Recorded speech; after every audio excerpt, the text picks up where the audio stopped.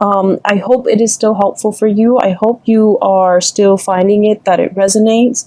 And whatever you're dealing with for this month, I hope that this provides a little bit of guidance for you. I am traveling right now. The setup is different, as you can see, and I apologize for the sound quality. Lighting, etc. So, you know, my apologies. Okay. And more than anything, I'm very sorry that this is late. Yeah, things have been a little bit hectic due to my main job. So I hope you guys can forgive me. And either way, I hope this video finds you well. So I actually had 2 messages that came out for you. So I'm going to talk about them in succession. Okay. So first of all, when I was shuffling out the spread, it took me a really long time to form like an image. And then once that image came out, the cards started coming out. So what I saw was very distinctly, there is a man, he's driving down like a very mountain, hilly road, okay? It's a 2-lane street, and there are a lot of hills. So he's going up the hill, and he's in this really small, white, compact car. It's a very small car. It looks almost like the 80s in rural America somewhere. It looks like the 80s. So he's like, I can only see the back of the car, and then, he goes up the hill, and then as he descends the hill, you see this power plant, okay, and power plants has that, insignia that denotes radiation. So there's a power plant. It's white. It's looming in the distance. So it seems like that's his final destination. And then you see him getting closer and closer. The power plant looms larger and larger. It's emitting smoke. And then his car kind of stops at the gate. There's like security. He gets through, gets to the base of the power plant, and he steps out of the car with a full suit and also his briefcase, okay? So I was thinking that he works there. He works in this very intimidating, looming, like, you know, it seems like for many of you, you might work in an environment, in an organization that is like heavily scrutinized. Okay, that's what it feels like to me, because the power plant is huge. It's emitting smoke, so who knows what it's you know, allowing to leak into the environment, right?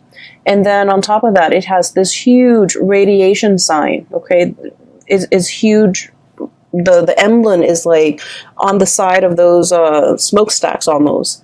So I feel that for many of you, for whatever reason, there's a lot of commotion around the work that you're doing. Either the company, the organization is facing a lot of scrutiny from the press, from the public, from the neighbors even that surround that physical structure.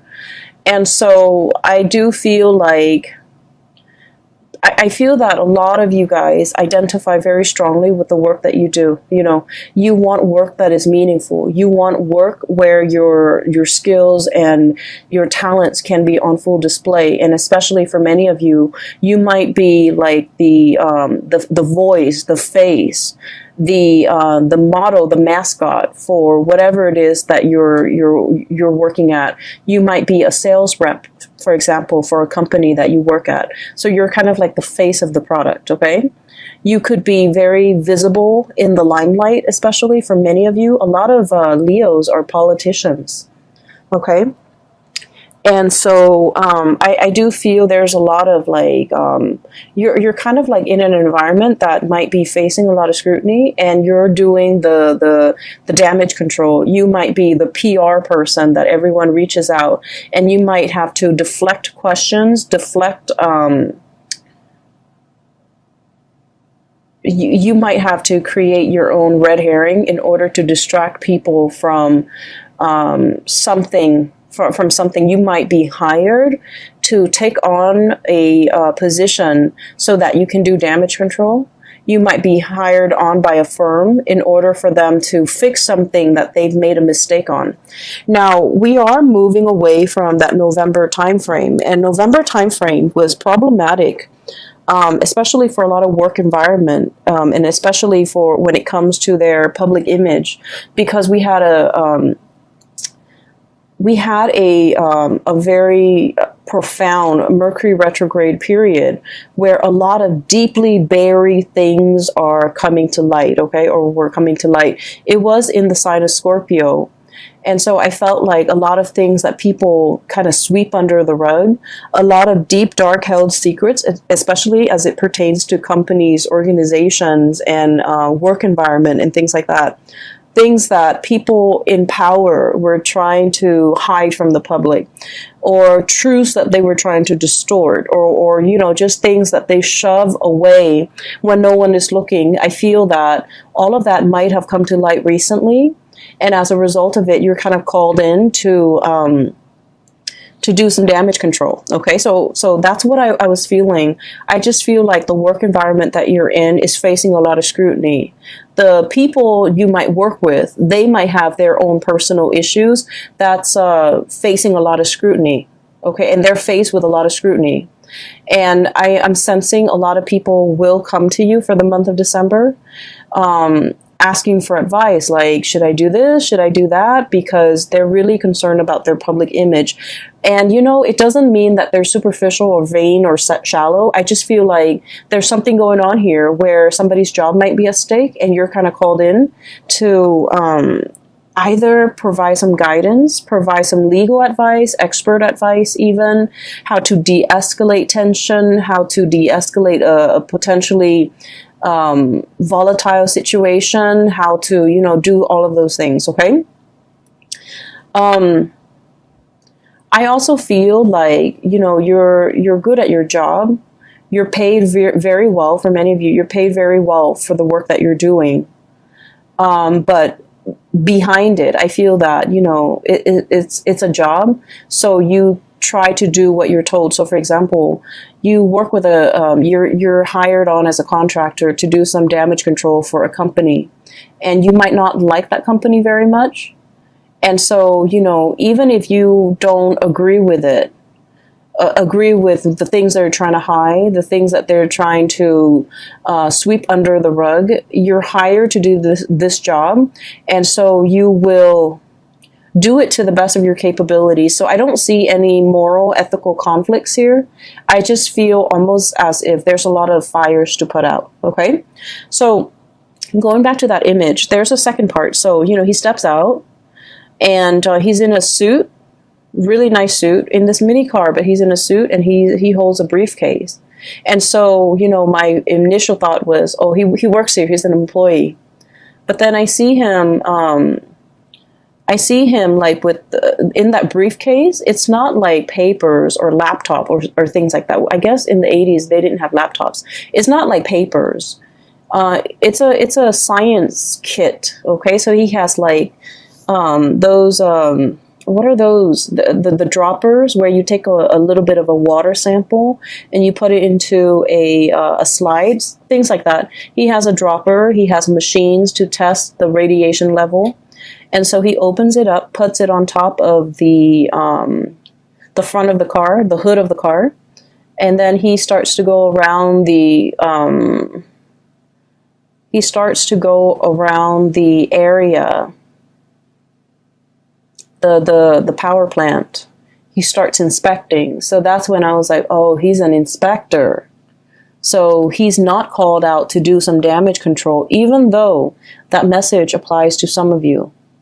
Okay, but on the other hand, you might be also called in to inspect, to appraise, to make a final determination on something, to see whether or not it's sound, whether or not it's safe, whether or not it meets the regulation and the standards.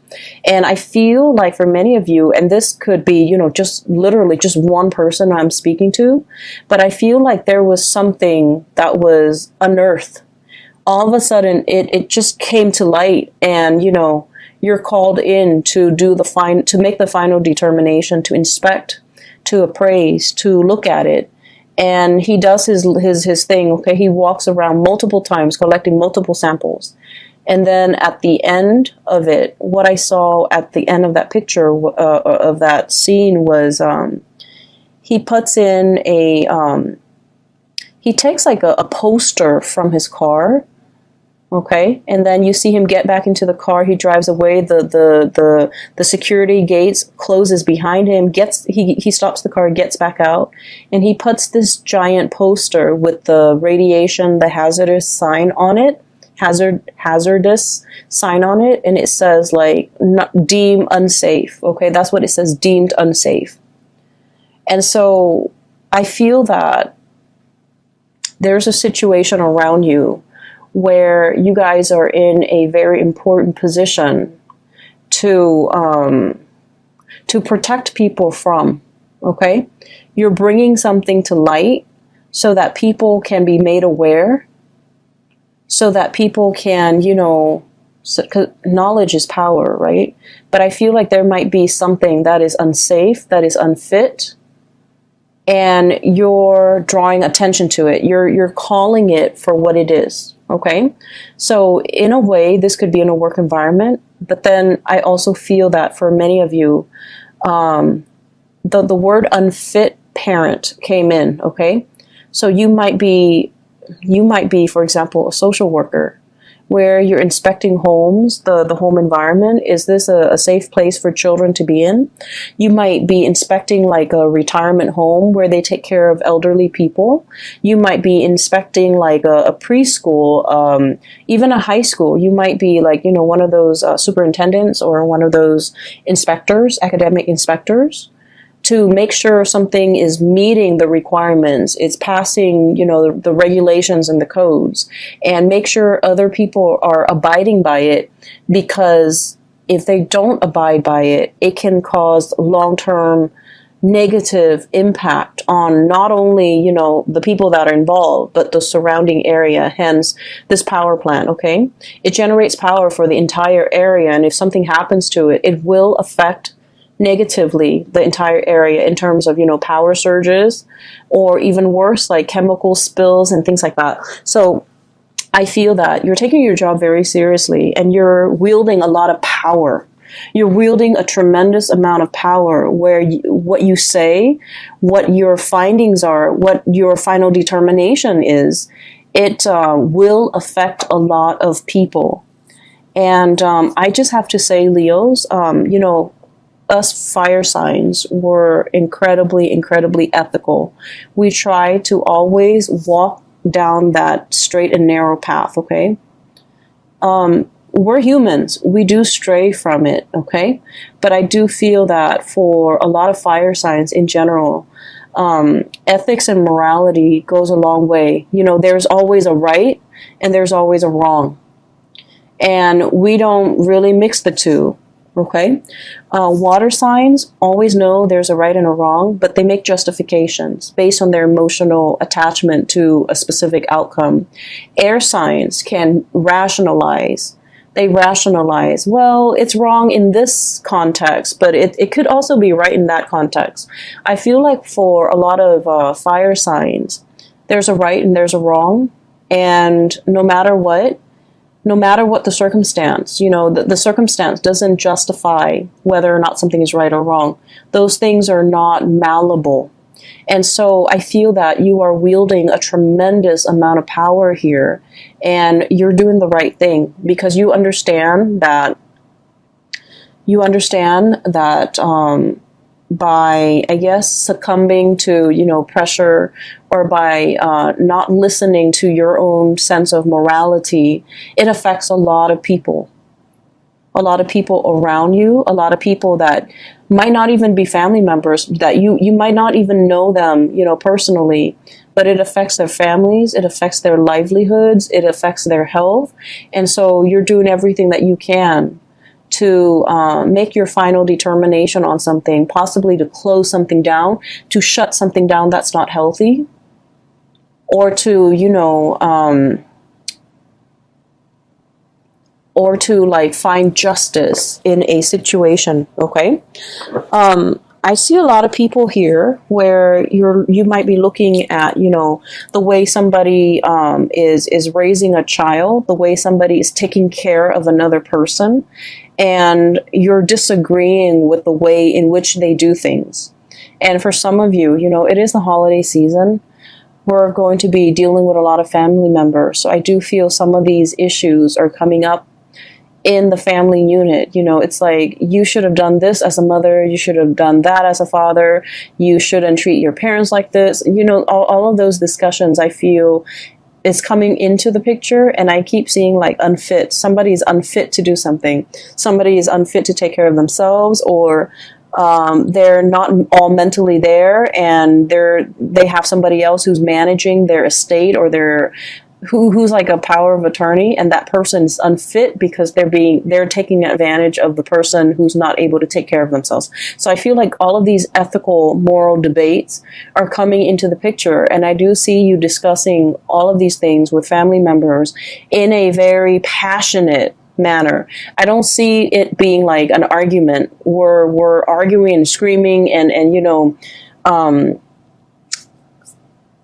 slicing each other left and right. I don't see that. I just feel heavy discussions over somebody's qualifications, over somebody's capabilities, over, you know, whether or not something is fit, or whether or not the situation needs to be shut down and closed off. Okay, so that's what I'm seeing. And we're 16 minutes into the reading.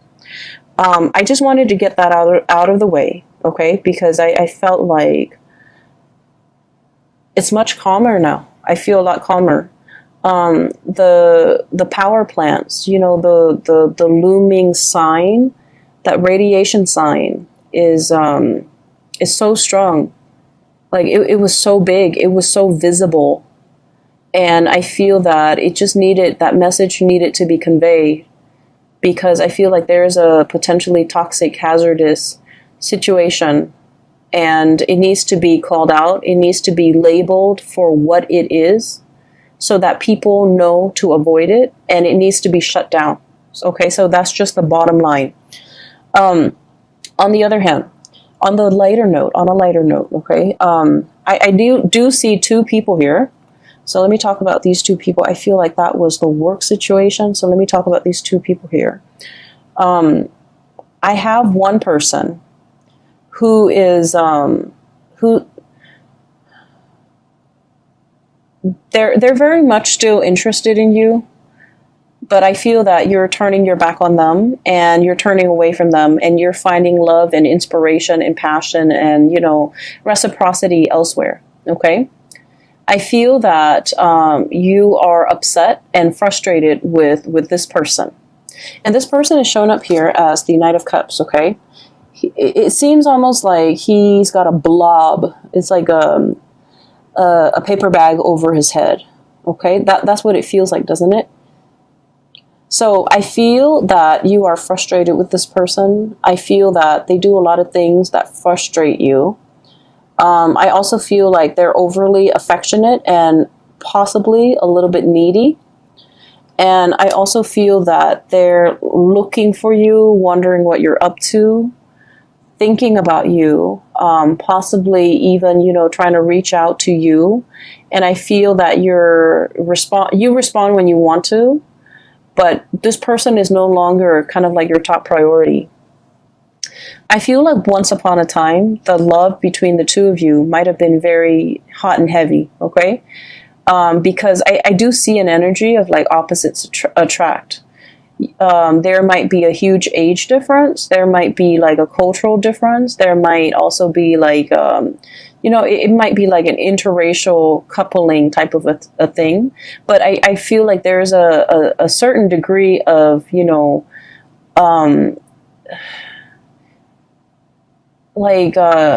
you guys are very dissimilar, okay? Very different from one another. And there's a certain degree of mismatch. And because of it, it's very passionate, it's very fun, it's exciting. But it ceases to be those things, because I do feel that you might be turning elsewhere for love and for validation and for, you know, a relationship. And so this person is wondering what you're up to. This person is like not really sure how you feel about them. And they wish they could know how you feel about them, because they're wondering and always thinking. And, you know, if you are a cross watcher, and this sounds like you, I just feel like with fire signs, what you see is what you get, okay? Fire signs are very straightforward. If they're communicating with you, they like you. If they're not communicating with you, they pretty much have exited the picture. And so I feel that for many of you, you have left this person kind of like hanging, or you've just left them out in the cold. And they might, be bombarding you with messages, but I do feel that your heart is already elsewhere. And then I also feel that, for some of you, you might at the end of the day, decide that this whatever you had with this past person, I feel like it was lacking in emotional depth. It was lacking in it's like you talk about one thing and then they don't have an interest in it, so they steer the subject somewhere else. Or they talk about a certain topic and you have no interest in it, and so you just kind of like change the topic. So I feel like there's very little compatibility, and it created a situation where there was no chemistry. There was no emotional depth to the conversation, to the interaction. And it can feel to me like it's very time consuming or quite draining to be around this person.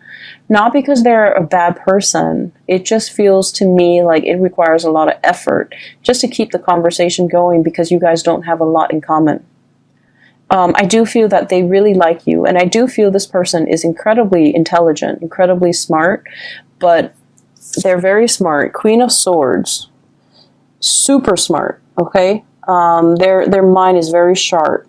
They're very discerning and perceptive, and they're probably like the really book smart type of person, but emotionally they're not very intelligent.